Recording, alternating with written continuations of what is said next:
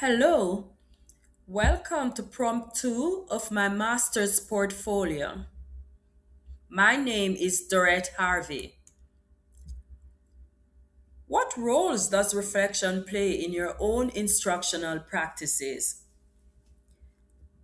Reflection is a vital part of my instructional practice as a pre K teacher because it allows me to thoughtfully evaluate how young children respond to lessons, routines, and play based learning experiences. By reflecting on my daily teaching, I can identify which strategies engage children, observe emerging behaviors, and assess how well developmental goals are being met. This process helps me make intentional adjustments that better support children's social, emotional, and cognitive growth.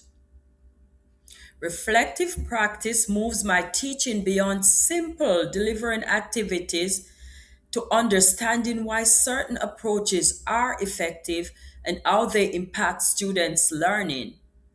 As noted by Matthew et al. 2017, meaningful professional growth occurs when teachers deliberately reflect on their experiences, leading to improved instructional decisions and long term development.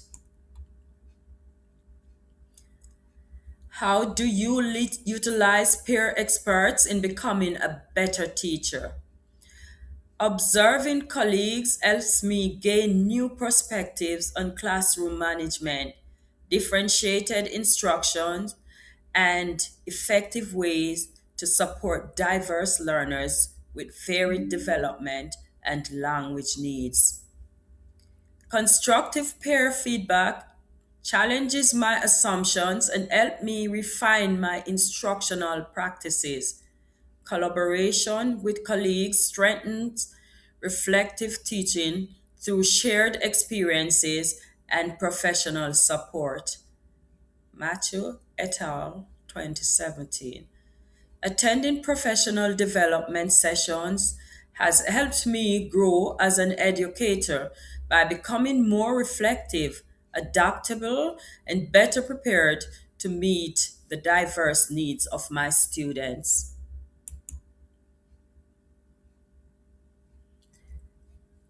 My prior knowledge and lived experiences as both a learner and an educator shape my growth as a pre K teacher.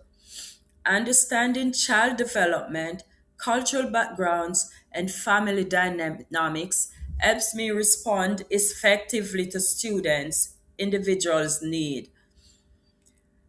Reflecting on my own educational experiences allow me to create a more empathetic, nurturing, and inclusive classroom.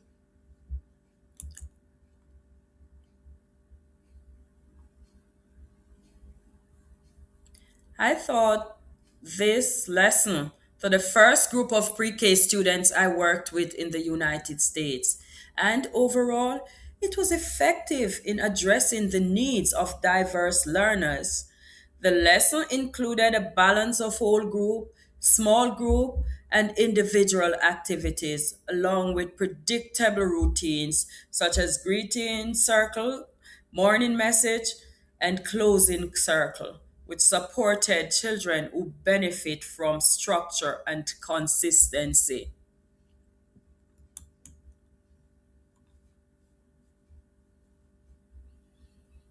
How successful were you in addressing all learners?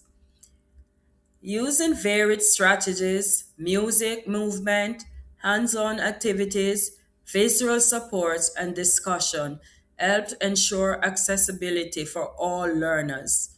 Small group instruction was especially effective because it allowed targeted support and closer observation of students' progress. However, the lesson was too lengthy for this age group, and portions needed to be shortened to better align with children's attention span and developmental needs. What strategies worked or did not work within the lesson and instructional time? Hands on music based and social emotional activities were most effective in engaging students and supporting development. Longer old group activities without visuals and rush transitions were less effective, affecting focus and processing. How did your strategies for integration work within this lesson?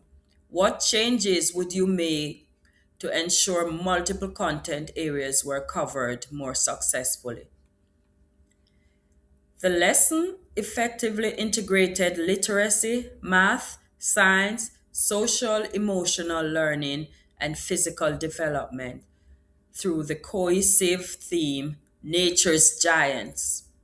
Strong connections were made across content areas. However, integration could be improved by embedding more explicit math language, adding hands on science investigation, and increasing visual support during whole group instruction to enhance accessibility and engagement.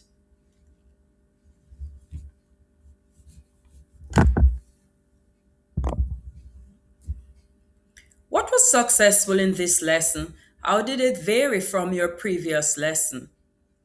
The revised lesson improved engagement through clear structure, better pacing, and interactive strategies, leading to increased participation and stronger understanding compared to the previous lesson.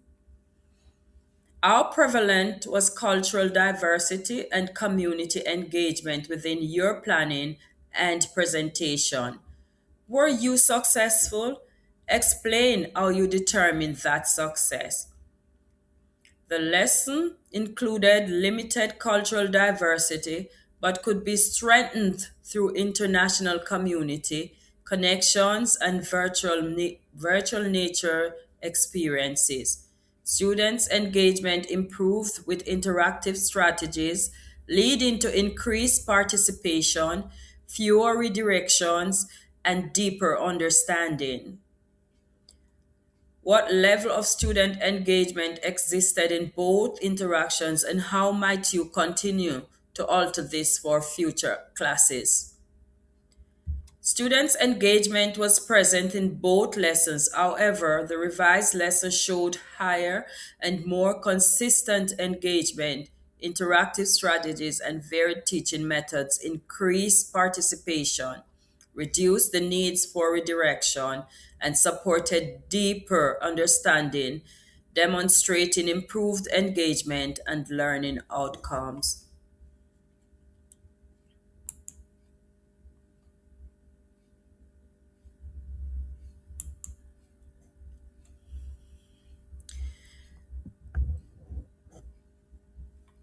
The class learning experience was positive and developmentally appropriate, with students actively engaged through hands on activities and discussion. One student demonstrated strong verbal skills and would benefit from leadership or extension opportunities, while another showed success through hands on participation and would benefit from continued sensory based and visual support. These strategies help support individual strengths and promote success for all learners. As you can see in this image, the student AB independently drew a mountain and labeled it with writing, demonstrating strong artistic skills, content understanding, and reading ability at a kindergarten level. To extend learning, she could be encouraged to add descriptive words or short sentences and to share the artwork with peers to further integrate art, reading, and writing.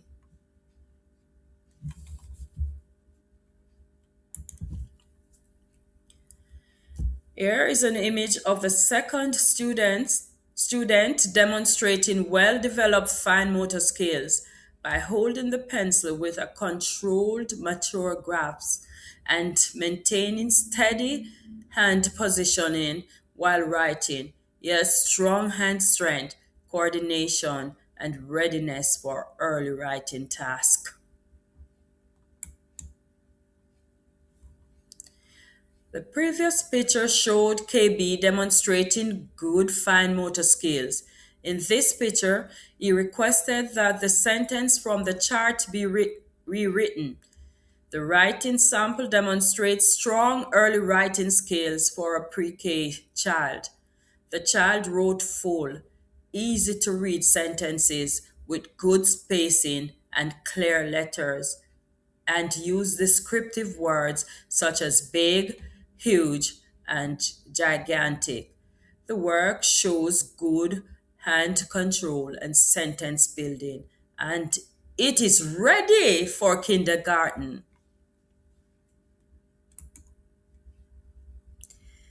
More students' work. They wrote the missing word in the sentences, and here is one student. She is filling in the blank right here on the easel.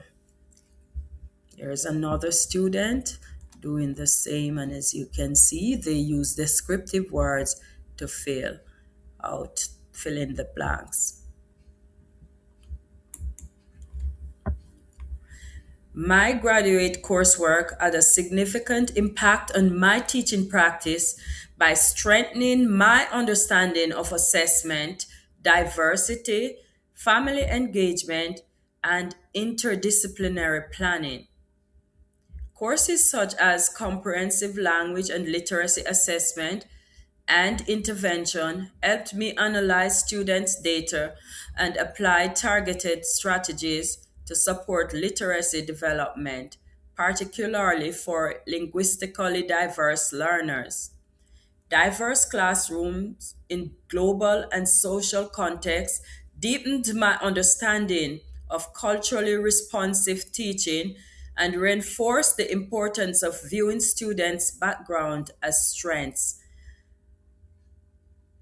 Through the Young Child and Home Community Partnership, I learned the value of effective family collaboration while investigating social studies methods guided me in designing inquiry based integrated lessons. Together, these courses increased my confidence, flexibility, and reflective practice, providing a strong foundation that continue to guide my instructional decision and professional growth. Thank you for listening.